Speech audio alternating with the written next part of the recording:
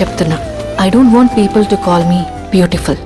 దాని బదులు నీది కష్టపడే తత్వం, నీలో కరుణ ఉంది, నీకు ధైర్యం ఎక్కువ, నువ్వు తెలివైన దానివంటే నాకు సంతోషం. Address us by our qualities. MS Subbulakshmi అంటే భక్తి, అందం కాదు. మదర్ తెరెసా అంటే కరుణ, అందం కాదు. ఐన్ ర్యాండ్ అంటే తత్వం, అందం కాదు. సరస్వతి అంటే విద్య, దుర్గా అంటే ధైర్యం, గౌరీ అంటే తపస్సు, లక్ష్మి అంటే శుభం.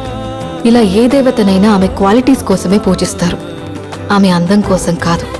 నీ గుణాలే నీ సంతకమవుతాయి, నీ అందం కాదు.